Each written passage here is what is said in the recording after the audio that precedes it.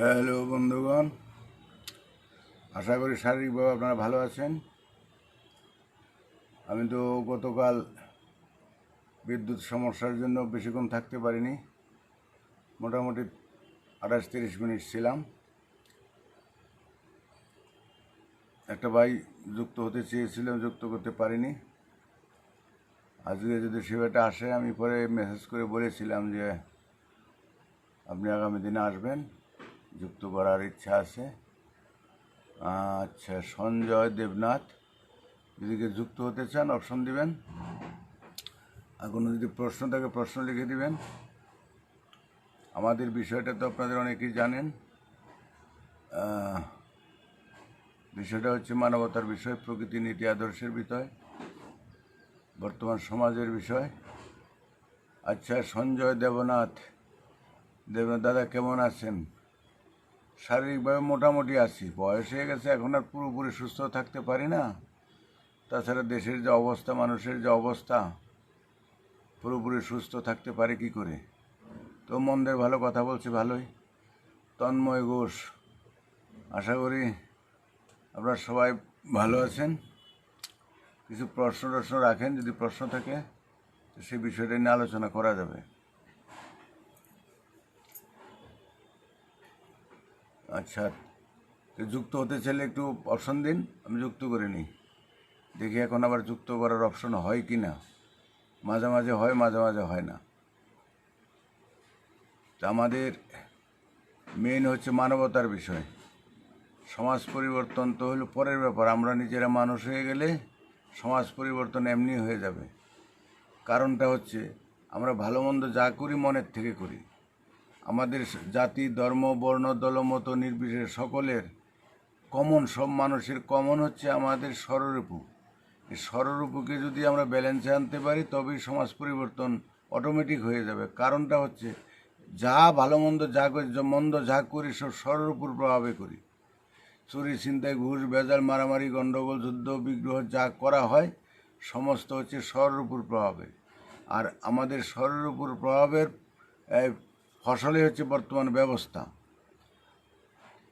তো এই ব্যবস্থায় পারমিট আছে বলেই আমরা এগুলি করছি। এগুলি বন্ধ একমাত্র স্বরের উপর থেকেই হবে। এছাড়া তপ জপ যত কিছুই করি, যত সাধন ভোজন করি, কিছুতেই আমাদের নিজের পরিবর্তন আমরা করতে পারবো না, কারণ হয়নি। যদি হতো পরিবর্তন, এত বছরে হতো, তাহলে সমাজের কিছুটা পরিবর্তন হতো। কারণ আমরা যেমন অনেকে নেশা, বিড়ি, সিগারেট, মদ, গাঁজা খায়, বাদ দিয়ে দিতে পারে নিজের থেকে, নিজের চেষ্টায়। তার জন্য কোনো শাস্ত্রগ্রন্থ পড়তে হয় না। এটা ধর্মের ব্যাপার নয়, এটা হচ্ছে নিজের চারিত্রিক ব্যাপার, নিজের ইচ্ছা শক্তির ব্যাপার। উইল ফোর্স, নিজের ইচ্ছা শক্তি।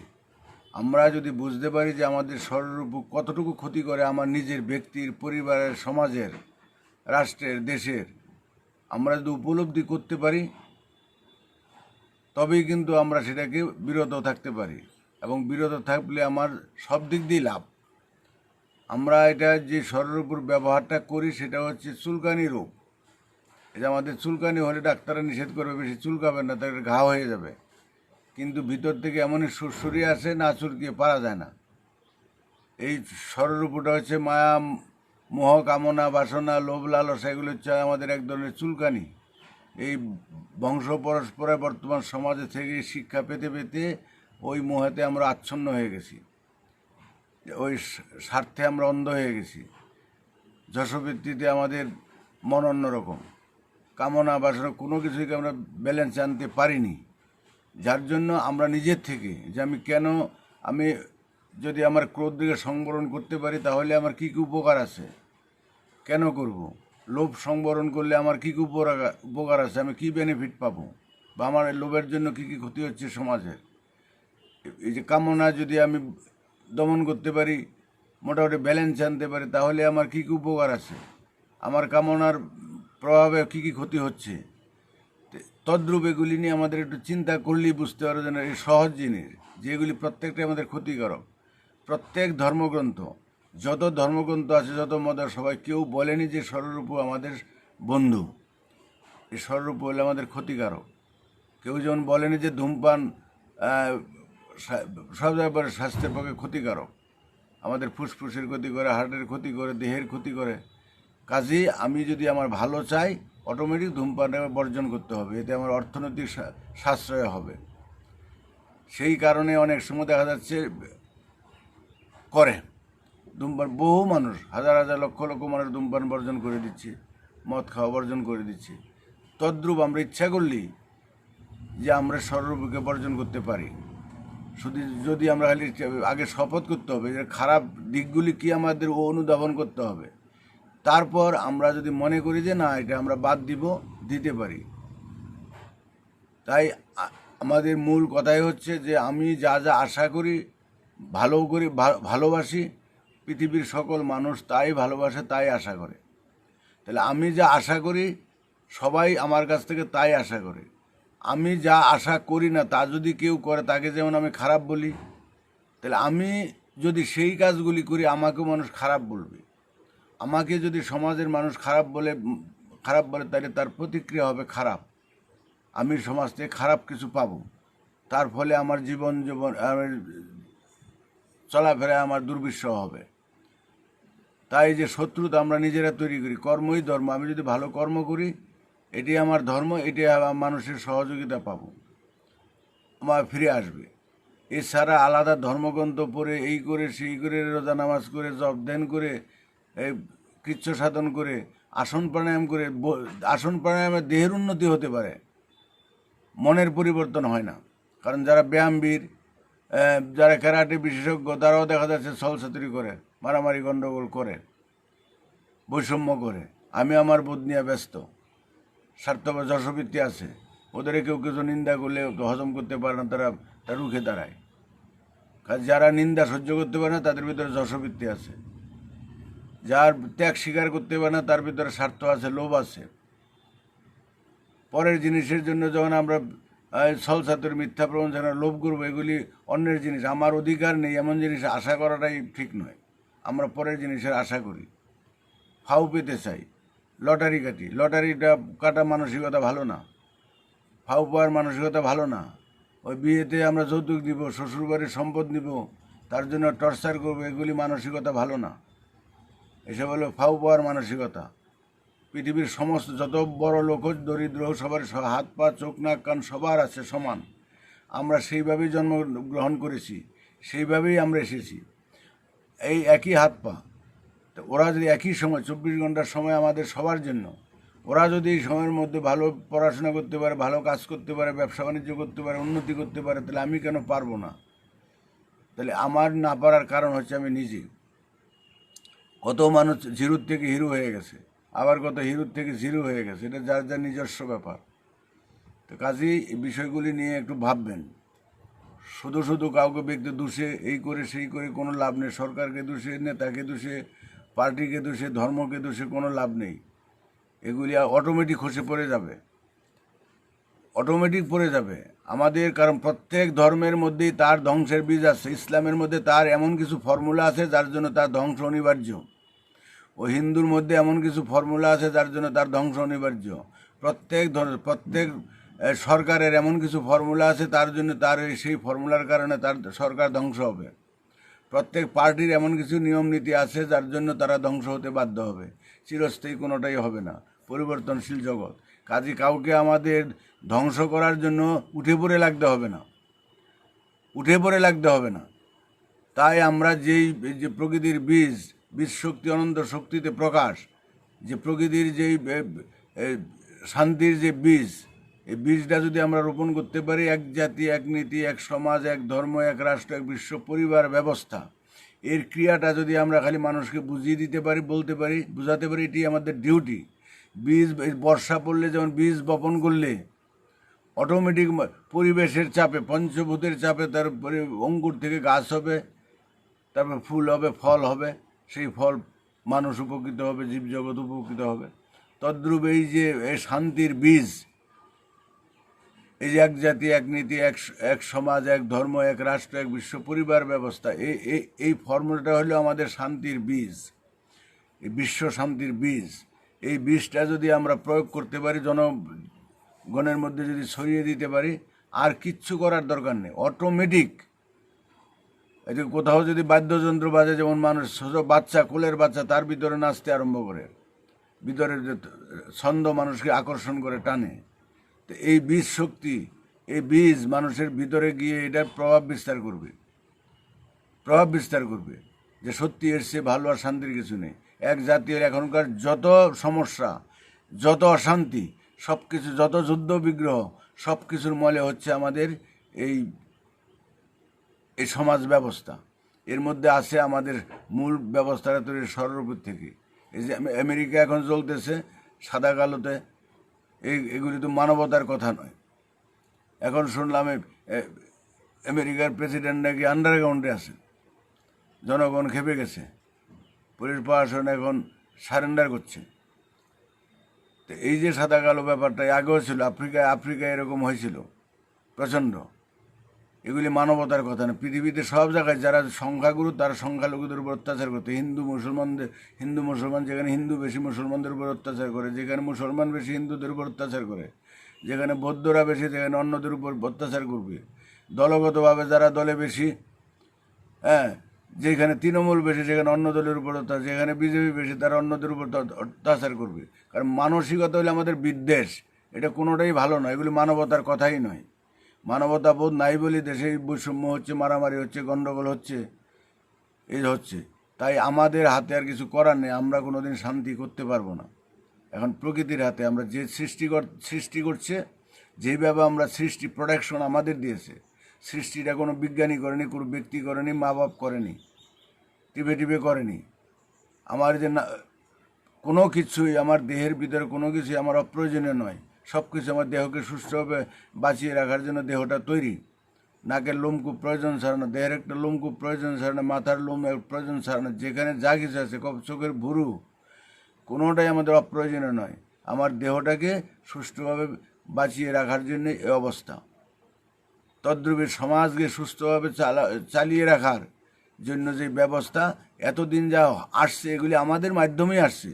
এতে আমরা বুঝতে পারছি যে কোনো ধর্ম আজ পর্যন্ত শান্তি দিতে পারেনি। পৃথিবীতে কোনো শান্তির ধর্ম নেই। শান্তি সকল মানুষকে নিয়ে শান্তিতে থাকবে, ছোট বড় মিলেমিশে থাকবে, বৈষম্য দূর হবে, এমন কোনো ফর্মুলা কোনো নেই, এমন কোনো মতবাদ নেই। বিজ্ঞানের এত উন্নতি হলো, বিজ্ঞানের এমন কোনো ব্যবস্থা নেই, এমন কোনো অপারেশন ট্যাবলেট নেই যে আমাদের মানসিকতার পরিবর্তন হবে, মানবিকতা বোধ জাগবে। ধর্ম মানুষকে ধার্মিক করতে পারেনি। কাজে এদের বিরুদ্ধে বলে কোনো লাভ নেই, যা হয়েছে মন্দের ভালো।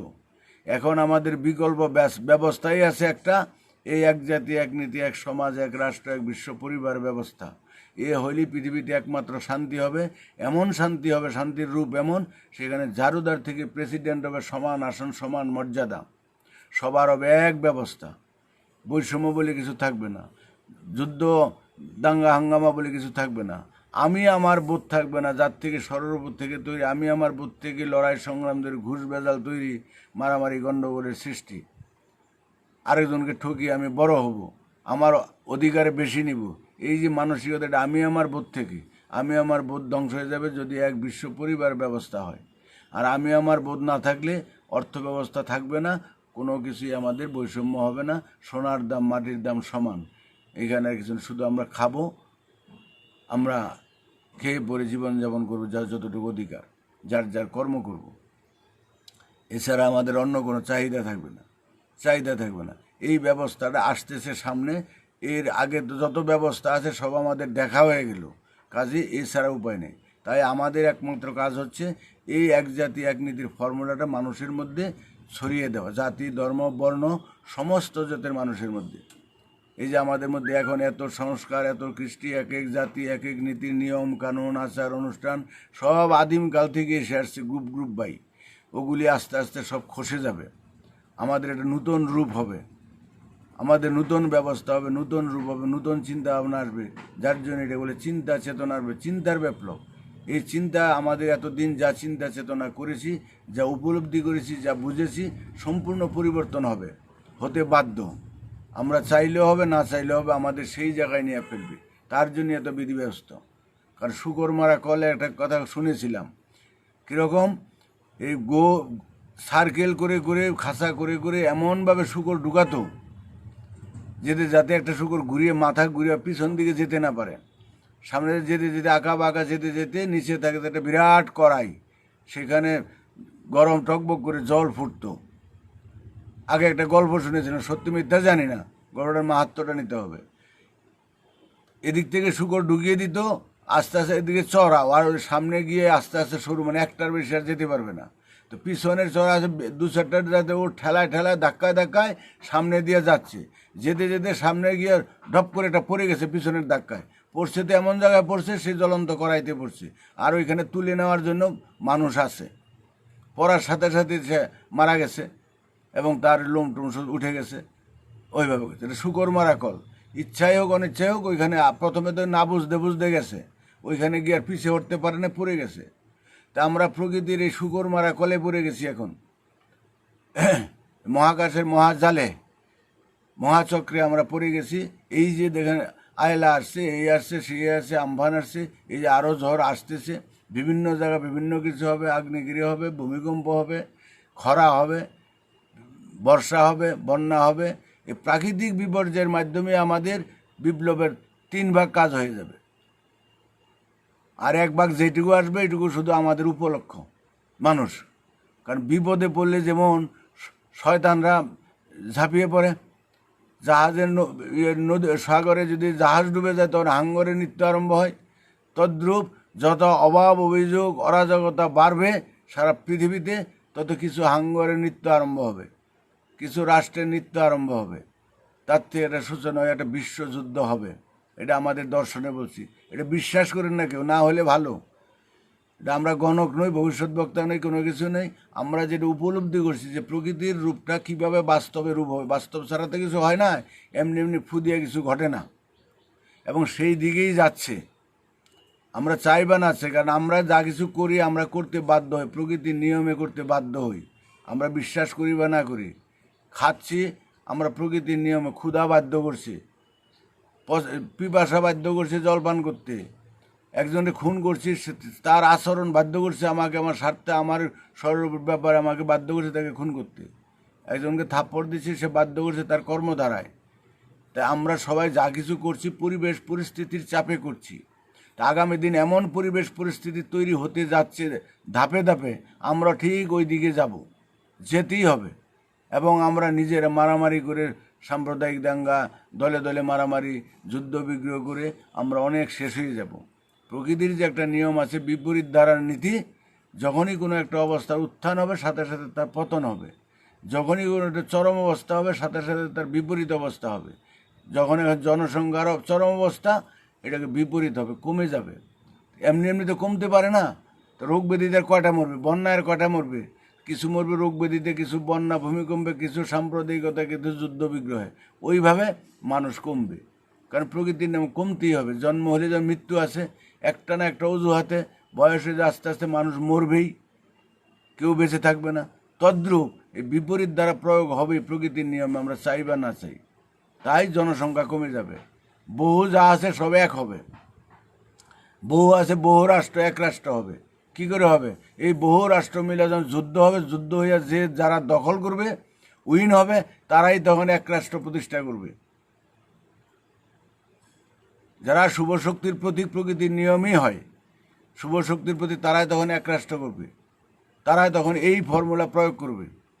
তখন মানুষ শুনবে, তখন আর এই জাতি ধর্ম বর্ণ এগুলি থাকবে না, ভাষা থাকবে না, মানে হিন্দু মুসলমান থাকবে না, পড়তে বাধ্য হবে। তাহলে এই যে বহু ধর্ম থাকবে না, এই এমনি যাতা করে ধর্মে ধর্মে মারামারি করে হিংসা করে তারপরে ধর্ম সব বিলুপ্ত হয়ে যাবে।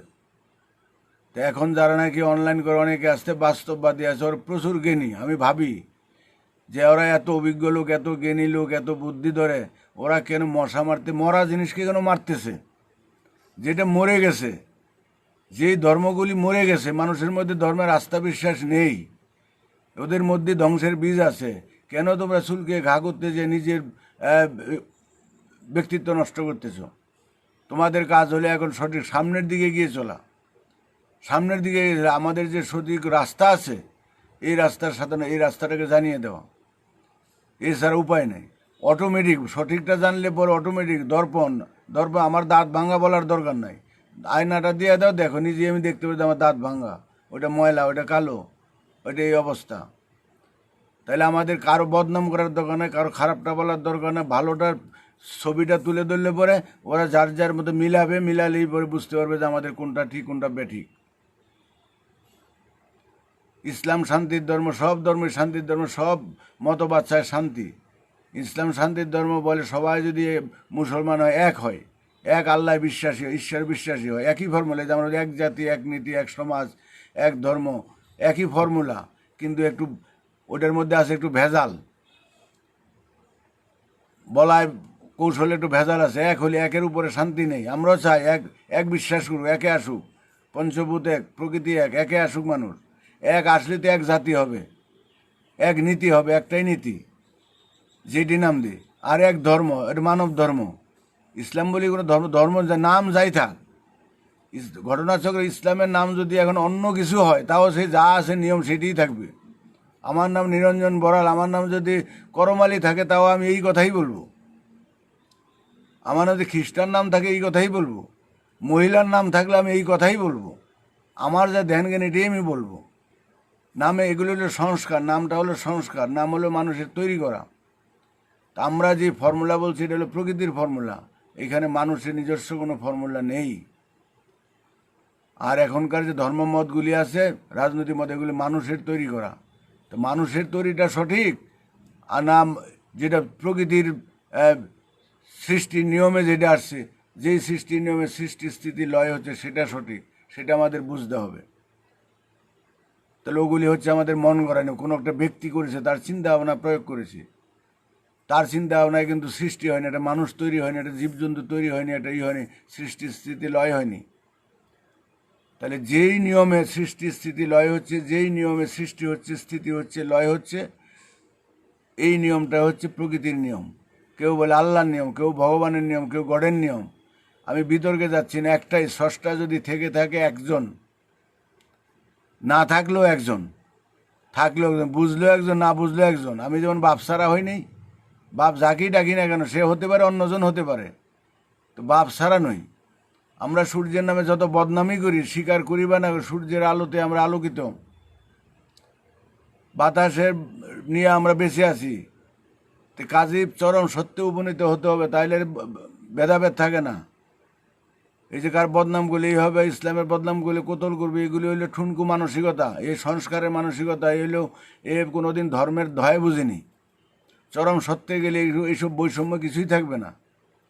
কে কী বলে যার ব্যাপার, বিষ যে খাবে, যে সুইসাইড করবে সে মরবে, আমাদের কি আসে যায়? আমাদের বাস্তব জীবনে এই পৃথিবীটা আমরা আছি, এখানে আমরা কীভাবে মিলেমিশে থাকতে পারি, সবাই ভালোভাবে থাকতে পারি, যেহেতু ফর্মুলা আসে সেটা গ্রহণ করলেই সঠিক। তাছাড়া কাল্পনিক স্বর্গ নরক বেহেস্ত আছে কি নেই এই নিয়ে মাথা ঘামিয়ে আপনি মরার পরে যা হবে হবে, ওই নিয়ে আমাদের কোনো দুঃখ নেই। আজ পর্যন্ত পৃথিবীতে কেউ বলতে পারেনি আইসা যে না আমি গেছিলাম এত বছর আগে মরেছি, ওইখানে গেছিলাম, ওইখানে এই ব্যবস্থা আছে, তোমরা এই ব্যাপার, কেউ বলতে পারেনি, কেউ বলতে পারেনি। ফালতু জিনিস নিয়ে আমরা কেন টানাটানি করব? আমরা বিতর্কে যাইতেছি না। যদি কয় স্বর্গ নরক বেহেস্ত আছে, নরক বুঝি আমরা এইখানেই শাস্তি হচ্ছে, এইখানেই অত্যাচার হচ্ছে, এইখানেই মানুষের বিবেকের দংশন হচ্ছে, আর স্বর্গ এখানেই মানে সুখ, এখানেই শান্তি।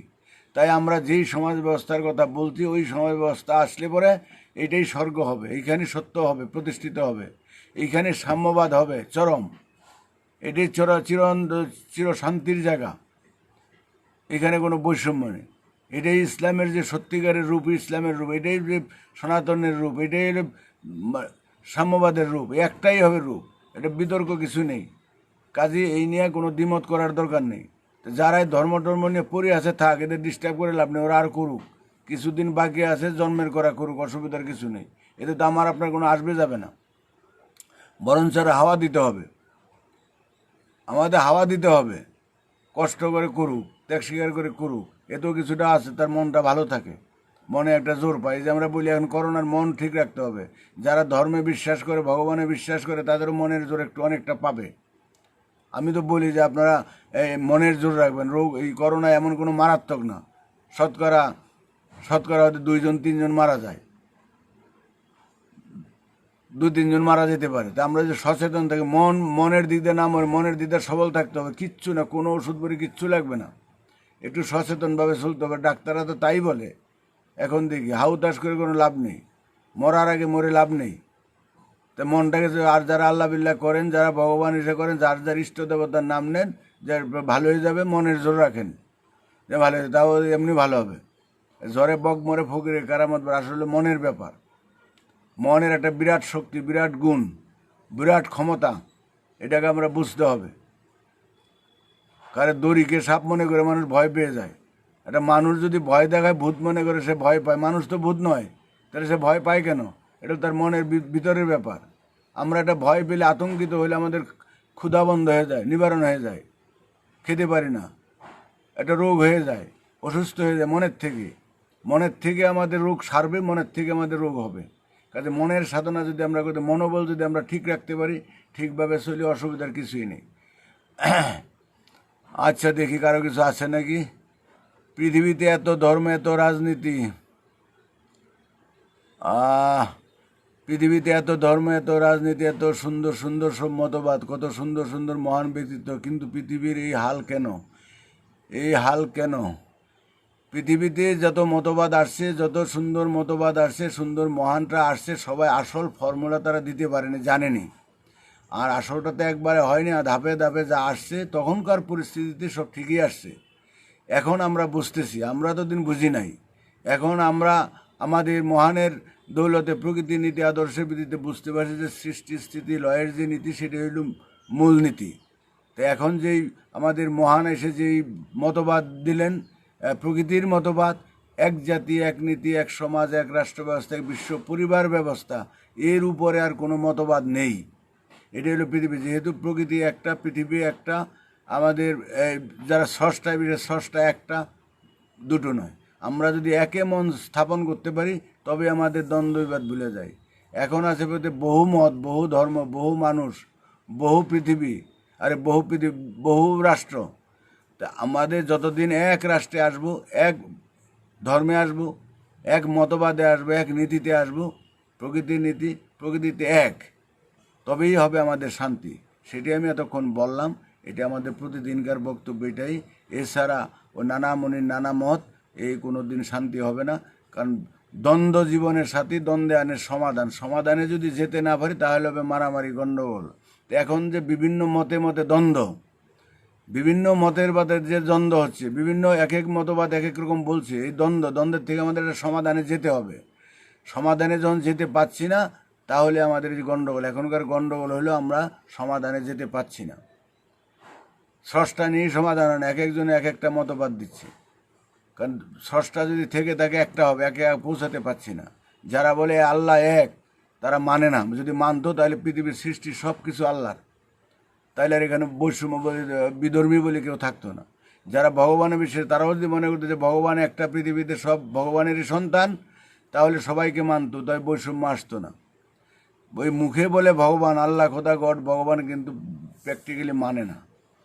আর প্রকৃতির নিয়ম হলো বিজ্ঞান, যুক্তি, বাস্তবতার নীতি, সুর ছন্দভিত্তিক। সেখানে মন গড়া কোনো নিয়ম নাই। আমার গুরু বলতো, আমার কথা তোমরা মানবে না যুক্তি, বিজ্ঞান, বাস্তব ভিত্তিক না হলে। এখন আমরা ধারণা কল্পনায় চলি, ধারণা কল্পনায়, শোনা কথায়, গল্প কথায় চলা হলো সংস্কারে চলা। সেটা মনের জোর পাওয়া যাবে না। সেটা হলো শূন্যই পূর্ণতত্ত্ব। পূর্ণটা হচ্ছে বাস্তবতার কথা, শূন্য হলো মহাশূন্যের কথা। তো এখন শূন্য তত্ত্ব হচ্ছে আমাদের নো এন্ট্রি।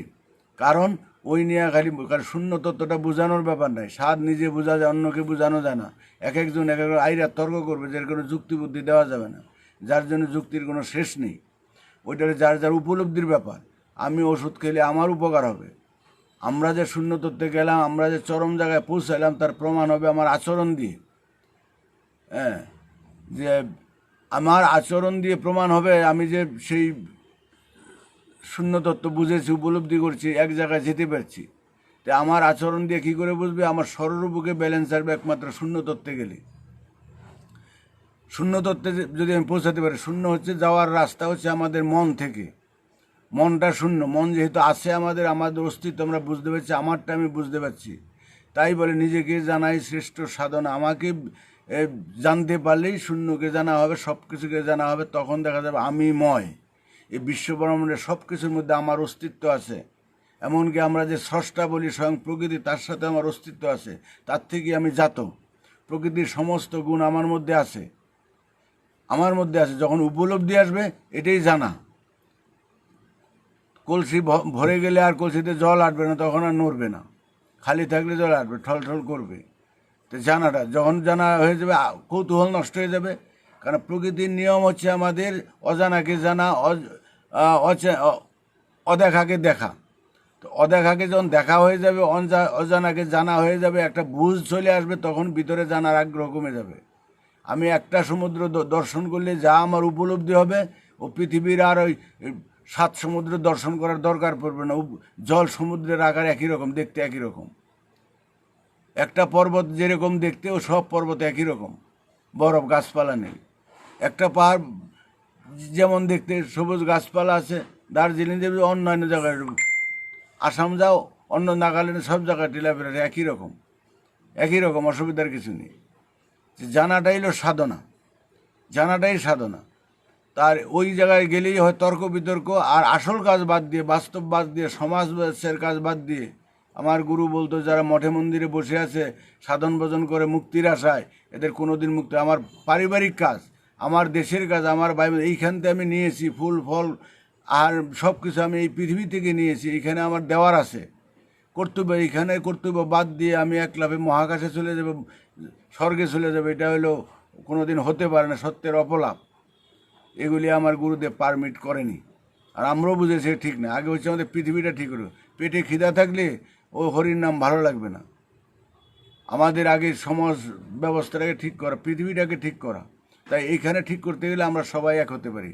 আজ পর্যন্ত কোনো ধর্ম মতবাদ, কোনো রাজনৈতিক মতবাদ, কোনো দর্শন, কোনো কিছুই সেই সঠিক মতবাদ দিতে পারেনি। সবার উদ্দেশ্য ভালো ছিল, কিন্তু করতে পারেনি, এটা আমরা বুঝতে পারছি। খালি বৈষম্য। ধর্ম মানুষকে ধার্মিক করতে পারেনি, রাজনীতি মানুষকে সুশাসন দিতে পারেনি, রাষ্ট্র মানুষকে কল্যাণকর করতে পারেনি। খালি বৈষম্য, মারামারি, গণ্ডগোল, যুদ্ধ বিগ্রহ। এমন একটা অবস্থার তৈরি হচ্ছে, যার জন্যই এখন নূতন চিন্তা ভাবনার দরকার হচ্ছে। তাই আমাদের গুরু এসে যে এই মতবাদটা দিলেন, প্রকৃতির মতবাদ নূতন কিছু নেই, প্রকৃতিতে আগেও ছিল, এখনও আছে, ভবিষ্যতে থাকবে। আমরা এইভাবে বুঝিনি যে প্রকৃতির এই দর্শনটাকে নিয়ে সমাজ ব্যবস্থায় কাজে লাগালে পরে, আমাদের জীবনযাত্রায় কাজে লাগালে আমাদের সত্যিকারের মিলতি হবে, ভালো হবে, সুন্দরভাবে থাকতে পারবো। এটা আমরা আগে বুঝিনি। আমরা বিভিন্ন মতবাদ দিয়েছি আংশিকভাবে। তাই এখন টোটাল মতবাদ যেটা, এক জাতি, এক নীতি, এক সমাজ, এক রাষ্ট্র, এক ধর্ম, এক বিশ্ব পরিবার ব্যবস্থা। এ হলে পৃথিবীতে শান্তি হবে। এমন শান্তি হবে যে এখানে জন্মগ্রহণ করে মানুষ মহান হবে, আলাদা করে সাধন ভজন করার দরকার পড়বে না। এইখানে শাস্ত্রগ্রন্থ পড়ে এতদিন মহান হতে পারেনি, মহান হবে এই ব্যবস্থার কারণে। ঝাড়ুদার থেকে প্রেসিডেন্ট হবে সমান আসন, সমান মর্যাদা। এটা প্রেসিডেন্টের যেই হাসপাতাল, এটা ঝাড়ুদারের সেই হাসপাতাল। এখানে কেউ কর্মের ভিত্তিতে সবাই আমরা সমান, সবাই বিশেষজ্ঞ। কেউ এখানে তুচ্ছতাচ্ছিলের ব্যাপার নেই। চাষি বলে, শ্রমিক বলে, ঝাড়ুদার বলে তাকে নেগলেক্টের ব্যাপার নেই, বরঞ্চ ওরা আরও সম্মান বেশি পাবে। ওরা আমাদের সমস্ত পচাগলা পরিষ্কার করে আমাদের সুস্থ পরিবেশ দিচ্ছে। চাষি যদি ফসল তৈরি না করতো, তারা যদি ফুলমল না করতো, আমরা সেটা খেতে পারতাম না, যারা বসা কাজ করি।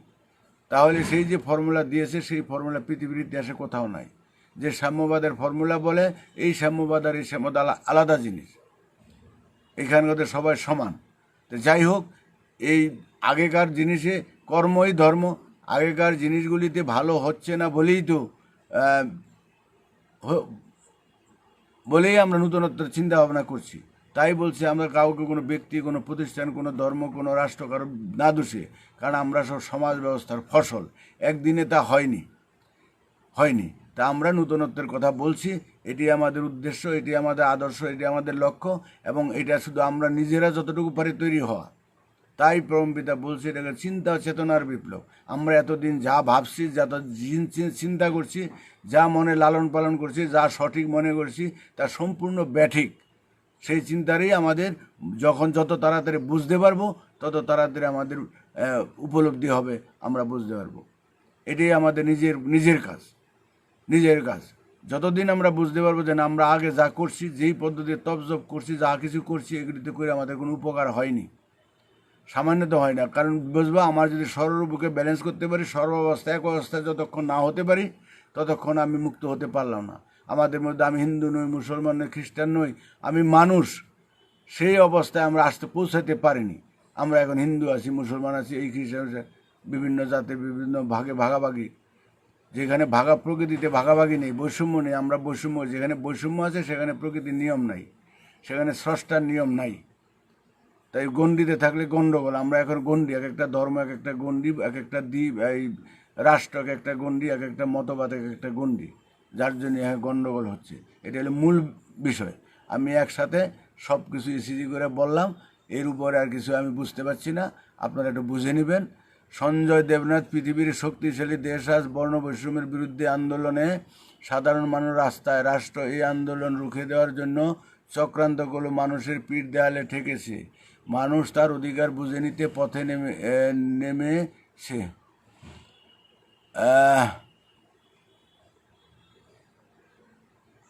আমাদেরকেও আরও ঐক্যবদ্ধ হতে হবে। কিভাবে সারা দেশে মানুষ ধর্ম বর্ণ নির্বিশেষে তার অধিকার ফিরে পাবে, কিভাবে মানবতা ফিরে পাবে মানুষ।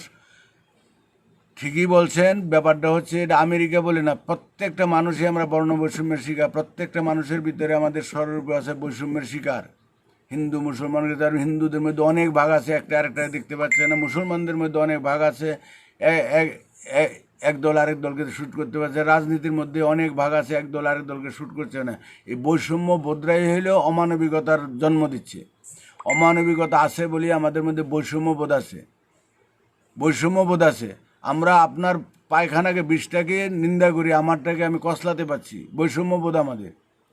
কথায় বলে হিন্দু শাস্ত্রের কথা, 20টাতে বিষ্ণু বিষ্ণু।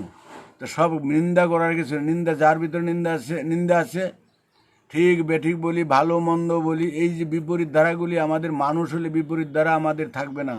সব এক অবস্থা, সর্বাবস্থা এক অবস্থা, খরস্রোতা নদীর মতো এক অবস্থা। ভালো মন্দ জায়গা সব সমুদ্রে জলে পড়ে যাচ্ছে। আমাদের খারাপ ভালো এই যে মানসিকতা কথা বলি, এই কথাটি আমাদের তৈরি। একটু ঊর্ধ্বে গেলে পরে এগুলি খারাপ ভালো আমাদের তৈরি, ভালো মন্দ আমাদের তৈরি। আপনি এক দেশের গালি এক দেশের বলি, কেউ বলে যে শুকর হারাম, কেউ বলে গরু হারাম, কোনোটাই হারাম নয়। এগুলি আমরা হারাম বুঝি না, আমরা হারামই তাই বলছি। কারণ শুকর খাইলেও মানুষ মরবে না, অসুস্থ হবে না, গরু খাইলেও মানুষ মরবে না, অসুস্থ হবে না। দুইটারই প্রাণ আছে, যদি প্রাণ হিসাবে হারাম হয় তাহলে সবই হারাম। এগুলি হচ্ছে মানুষ তৈরি করেছে এগুলি। জীব হত্যা মহাপাশে, যে যাবই হোক। আবার জীব ছাড়া কিছু নেই, সবই আমরা খেয়ে বসে। একটা ছোলা আলু খাচ্ছি, তারও প্রাণ আছে, বুঝতে হবে। সবাইকে খেয়ে বেঁচে আসি, এটা বুঝবার ব্যাপার, শুধু বুঝবার, তর্ক বিতর্কের ব্যাপার নয়। এই বর্ণ বৈষম্য পৃথিবীর সব জায়গায়, আফ্রিকা আছে, আমেরিকা আছে, এইখানে আছে, বাঙালিদের মধ্যে আছে, ইসের মধ্যে আছে, সব জায়গায় আছে। আমরা একটা কালো বিয়ে করতে গেলে কালোটা পছন্দ করবো না, ফর্সাটা পছন্দ করবো। আমাদের মধ্যে ধরো মন তো একই আছে, বরঞ্চ ফর্সাটার থেকে কালোটার মন আরও ভালো হতে পারে। আমরা কি মানসিকতা, বৈষম্য মানসিকতা আমাদের মধ্যে নেই? একটা কালো ছেলে মেয়ে হইলে অনেকে কালোটার যত্ন করে না, দেখতে পারে না। মেয়েদের আমরা বৈষম্য দেখি, অনেকে মেয়ে জন্ম নিল মেয়েকে ভালো নজরে দেখে না, ছেলেদের থেকে মেয়েদের অন্য নজরে দেখে। এই বৈষম্যের আঁকড়া আমাদের প্রত্যেকটা, আমরা বৈষম্যের মধ্যে আছি। আমাদের শিক্ষা এমনি হবে না, কেউ দিতে পারবে না। এই প্রকৃতির নিয়ম আসতেছে, এই সবাই যার যার কাজ করবে। ওই যে যারা এক একটা উপলক্ষ, ঝড় একটা উপলক্ষ, এই একটা উপলক্ষ, ভূমিকম্প একটা উপলক্ষ হবে, বন্যা একটা উপলক্ষ হবে। ওই যে কোন এক মিলিটারি একজনকে গলায় ধরে মারছে বর্ণবৈষম্য, একটা উপলক্ষ। একজনের ভিতরে সেটা সঞ্চার হয়েছে, প্রকাশ হয়েছে, আগুন জ্বলছে। আবার আরেকজনের ভিতরে আরেকটা হবে। এইভাবে কোনো ঘটনার থেকে আরেকটা ঘটনার সৃষ্টি হয়। এইভাবে ঘটনার পর ঘটনা ঘটতে থাকবে, এখনকার দেখতে থাকেন। আর নিজে নিজে যতটুকু সম্ভব সর্ববুকে ব্যালেন্স করে চলার চেষ্টা করেন। শত্রুতা মনের থেকে বাদ দিয়ে দেন। আপনার যদি কোনো একটা শত্রু থাকে, আপনিও কারো শত্রু আছেন। আমার কোনো বন্ধু নাই, শত্রুও নাই। আমার যদি বন্ধু থাকে, শত্রু হবেই। আমি আসছি একা, যাবো একা।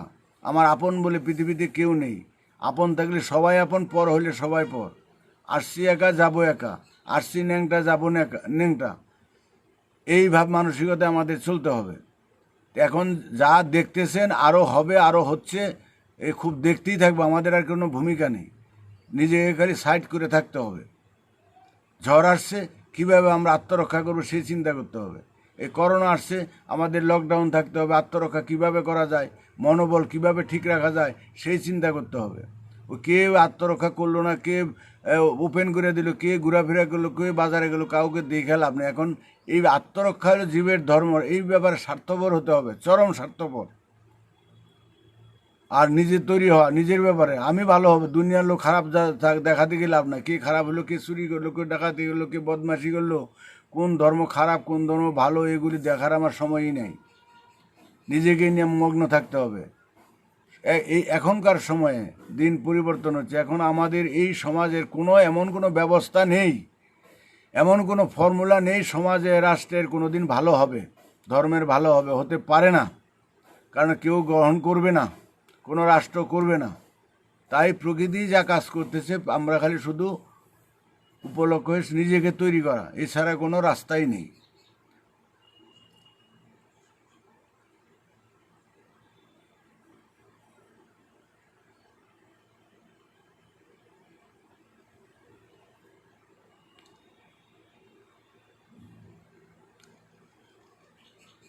গুরু হলো আমার প্রকৃতি, গুরু প্রকৃতি, সবাই গুরু। প্রকৃতির যা আছে সবাই গুরু। যার কাছ থেকে কিছু শিক্ষার আছে সেই গুরু। আপনার কাছে শিক্ষার আছে, অনেক কিছু শিখছে, আপনিও আমার গুরু, সবাই আমার গুরু। আচ্ছা, আজকে আর বেশি থাকছি না, রাখছি, সময় নেই।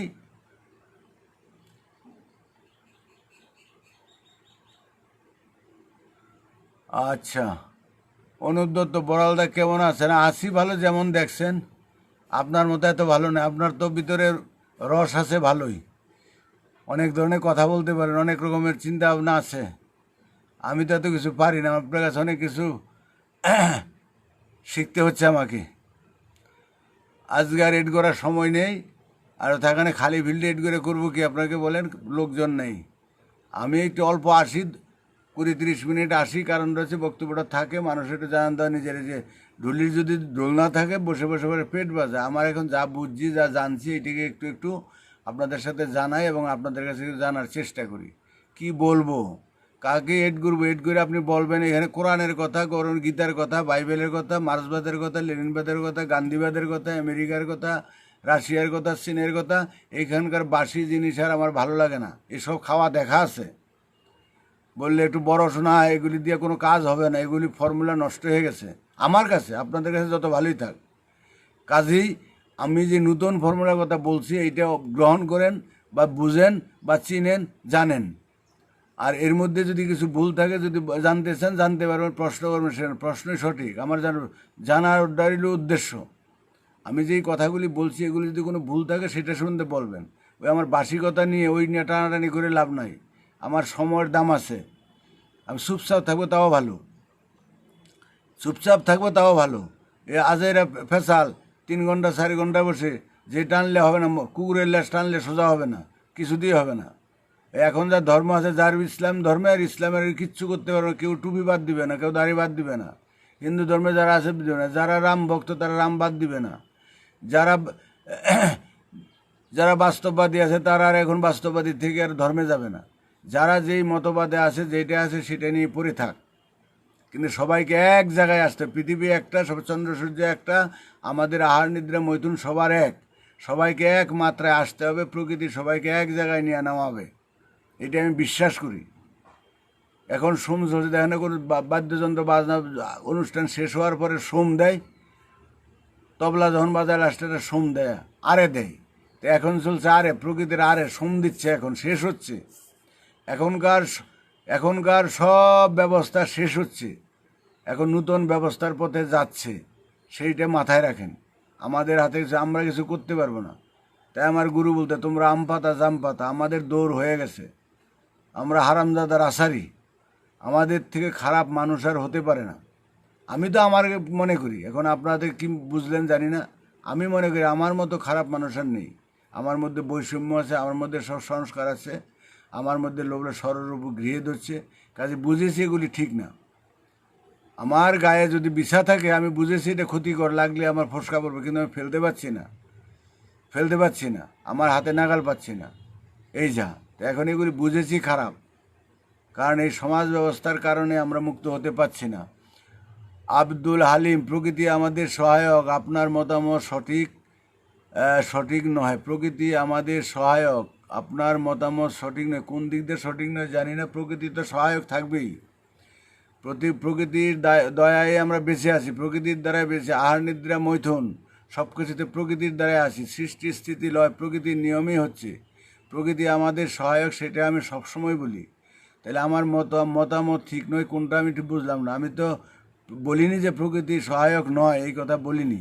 তো যাই হোক, একটু বুঝিয়ে বলবেন, যাতে যদি কোথাও ভুল হলে নির্দিষ্টভাবে বলবেন যে এই জিনিসটা ঠিক হয়নি, এই জিনিসটা ঠিক হয়নি, সেটা বলবেন।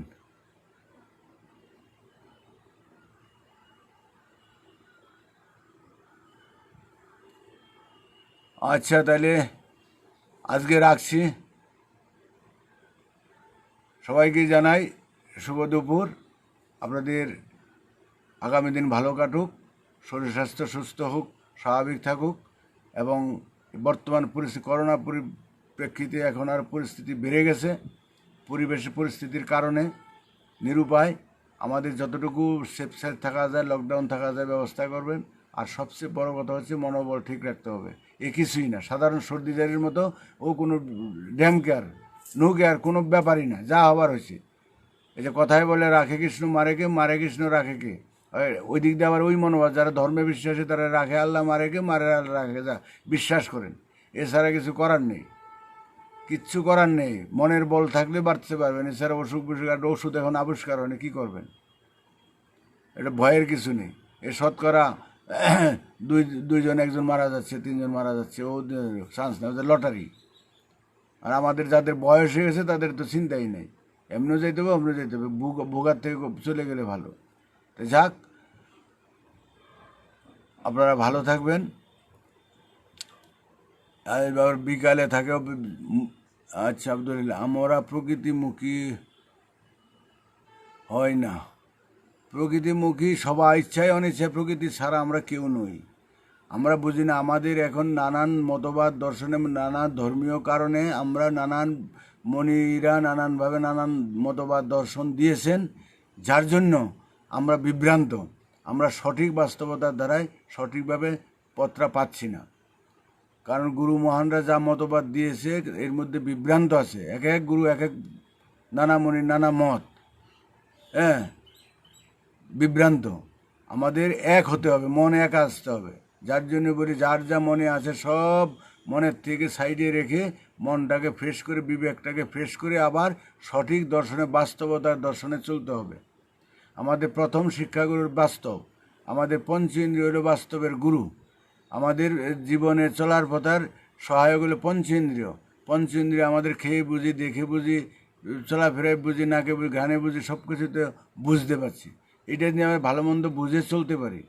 কিন্তু তা বাদ দিয়ে আমরা শোনা কথায় গুরু কী বললো, বাবা কী বললো, মা কী বললো, ছোটোকালে আমরা বুঝছি। কিন্তু এখন আমাদের যখন বুঝ পাকা হয়েছে, এখন আমাদের বুঝতে চেষ্টা করতে হবে সঠিক কোনটা, সঠিক কোনটা, সেভাবেই করতে হবে। প্রকৃতির মুখী আমরা সবাই আছি, ইচ্ছাই হোক অনিচ্ছায় আছি, হতে হবে। এখন হই না, আবার হব, অসুবিধার কিছু নেই। প্রকৃতি হলে বাস্তবতার ধারায় চলে। প্রকৃতি বাস্তবভিত্তিক, গণিতভিত্তিক, সুর ছন্দভিত্তিক। আমরা সুরে নেই, ছন্দে নেই, প্রকৃতির বাস্তবতায় নেই। আমার গুরু বলতো, তোমরা বাস্তব ছাড়া চলবে না। আমার কথাও মেনে নিবে না যদি বিজ্ঞান যুক্তি বাস্তবমুখী না হয়। এখন কথায় কথায় আমরা গুরুর উদাহরণ দিয়ে বলি যে এই করো, সেই করো, হেন করো, তেন করো। গুরু কেন বলছে? গুরু, আমরা গুরুকে মর্মাহত করি না। গুরু বলছে সংস্কারের পোশাক পরে সংস্কার মুক্ত করব, সংস্কারের পোশাক পরে সংস্কার মুক্ত করব। গুরুর আসনে বলছে গুরুগিরি বন্ধ করার জন্য। এখন আমরা অনেকে সংস্কারটাই বুঝি না, সংস্কারটাকে ধরে নিয়েছি, ওইটাই সাধনা করছি, বলার কিছু নাই। অনেকে বলে ও বাবা এখন করো, পরে ছাড়বে। তো ভালো হলে তো সবসময় হবে। আমার যেটা দরকার চিরজীবনের দরকার, যেটা দরকার না সেটা আংশিক দরকার হয় না। তো যাই হোক, বিতর্কের মধ্যে নাই, যার যেটা ভালো করবেন। সবাই আমরা বর্তমান যুগে, আমি যা বুঝেছি, ছোট বড় ধর্ম, যে প্রত্যেকটা মানুষ হলো সবার থেকে বেশি বুঝে গেছে, সবার থেকে বেশি বুঝে গেছে। কাজেই কারোর জ্ঞান দেওয়ার কিছু নেই, কেউ কারো জ্ঞান নিবে না। যদি কেউ নেয় নিজের থেকে নিবে, তা বুঝে গেছে, যার যার বুঝে বুঝে কাজ করছে, কাউকে কিছু বলার নেই। যদি কম বুঝে থাকি সেটা আমি, এই বুঝটা আমি বুঝেছি, আমি নিজের থেকে বুঝেছি। আমাকে গাঢ় জ্ঞান দেওয়ার মতো বুঝ নেই, সবার থেকে কম আমি বুঝেছি, সবার থেকে কম বুঝি, সবার থেকে অজ্ঞ মূর্খ আমি। আর এটা বুঝেছি আপনি আচরি ধর্ম অপরকে শিখাও। আমি যা বলছি সেটা যদি আমার কথার কথা হয় তাহলে সঠিক নয়, যদি উপলব্ধি করে বলি এবং সেটা যদি আমি বাস্তবে প্রয়োগ করার চেষ্টা করি, ভালোর তো সে চেষ্টা করি, তবে আমার সেটা সঠিক। আমার আচরণ, ফুলের গন্ধ যেরকম তার প্রকাশ, আমার আচরণে হবে আমার প্রকাশ। আমি যদি সর্বকে ব্যালেন্সে এনে যতটুকু এনে চলতে পারি ততটুকু আমার প্রকাশ হবে। তাছাড়া বক বক করে পণ্ডিতি করে কোনো লাভ হয় না। পণ্ডিতের জ্ঞান বেশি থাকে, এই পণ্ডিতে কোনো দিন দেশের উপকার হয় না, দেশের উপকার হয় না। শিক্ষিত হলে দেশের উপকার হয় না, শিক্ষিত তো এখন ঘরে ঘরে। দেশ আরও অধপতনে গেছে, চুরি চিন্তায় সামারি বাড়ছে, ঘুষ বেজাল বেড়ে গেছে, বৈষম্য বেড়ে গেছে। এই শিক্ষার কোনো মূল্য নেই। আমার গুরু বলতো দুটো জেনারেশন চলে যাক, এই শিক্ষার মূল্য নেই। মানবিক শিক্ষা নেই, প্রকৃতির শিক্ষা নেই, এই শিক্ষাটাকে বাদ। এখন শিক্ষা বন্ধ হচ্ছে আস্তে আস্তে, এই যে স্কুল কলেজ বন্ধ হয়ে যাচ্ছে, হবে আস্তে আস্তে, এই শিক্ষা হবে না। গুরুর কথা অভ্রান্ত ব্যবস্থা হবে। আমরা তারা বুঝছে, তারাও তো শিক্ষার চাকরি, শিক্ষার যদি উদ্দেশ্য চাকরি হয় সেটা আলাদা ব্যাপার, কিন্তু জ্ঞান অর্জন হয় না। যেই জ্ঞানে আমার নিজের আত্মিক উন্নতি হবে, যেই জ্ঞানে সমাজের উপকৃত হবে, সেই জ্ঞানে হবে, সেইটা এই প্রচলিত শিক্ষায় হচ্ছে না, শিক্ষায় হচ্ছে না। যে শিক্ষা আনে চেতনা, চেতনা আনে বিপ্লব, বিপ্লব মানে পরিবর্তন। কই চেতনা তো আসছে না। এটা কি শিক্ষা নেই? শিক্ষার কি অর্থই নাকি যে বর্ণ বৈষম্যের কথা বলছে, সাম্প্রদায়িক বিদ্বেষ, ছোট বড় বিদ্বেষ, ধনী দরিদ্রের বিদ্বেষ, ঝাড়ুদার প্রেসিডেন্ট, চাষি শ্রমিক এদের নিয়ে বিদ্বেষ। হ্যাঁ, এগুলি শিক্ষার, যারা শিক্ষিত তারাই বলে অশিক্ষিত মূর্খ। মূর্খ আমরা সবাই, বুঝে চলে জ্ঞানী, না বুঝে চলে মূর্খ।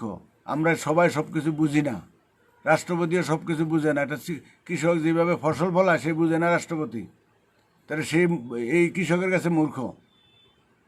একটা একটা ইলেকট্রিশিয়ান যেভাবে ইলেকট্রিকের কাজ করে সেটা বুঝে, আরেকজনে একটা প্রধানমন্ত্রী মন্ত্রী হলো সেটা বুঝে না, তার কাছে মূর্খ। যে ভার বহন করে সে এটাতে বুঝে ভালো পারে, তার কাছে এটা সঠিক, আরেকজনের কাছে পারে না, সেটা অজ্ঞ।